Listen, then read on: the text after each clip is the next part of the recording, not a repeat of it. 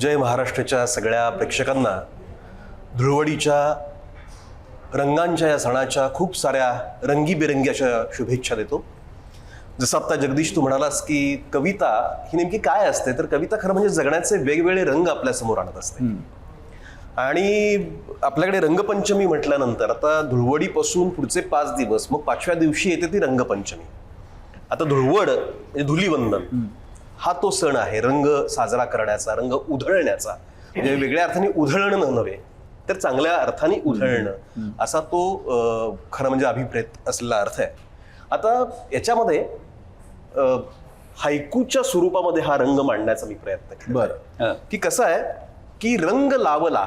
आता हायकूची गंमत तुम्हाला सांगतो. ही 3च ओळीची कविता असते ज्याच्यामध्ये पहिल्या ओळीत 5 अक्षर असतात, दुसऱ्या ओळीमध्ये 7 असतात आणि तिसऱ्या ओळीमध्ये पुन्हा 5 अक्षर असतात. 17 अक्षरामध्ये 3च ओळीमध्ये ती कविता पूर्ण होते.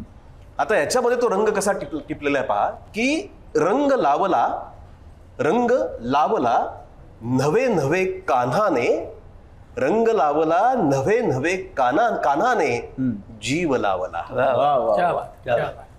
आणि मग पुढचा रंग कसा येतो त्याच्यामध्ये पहा की भिजले अंग, भिजले अंग भर उन्हात कान्हा, भिजले अंग भर उन्हात कान्हा उधळे रंग, भर उन्हात कान्हा उधळे रंग.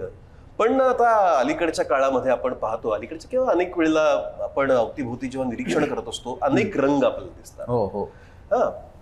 रंगा रंगात, रंगा रंगात माणूस विभागला.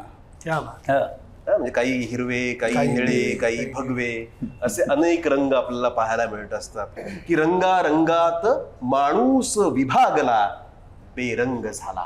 क्या बात. तर अशी ती गंमत असते. आता सुरुवातीच्या टप्प्यामध्ये इतकं बोलतो, नंतर आणखीन रंग बरेच परत येतो.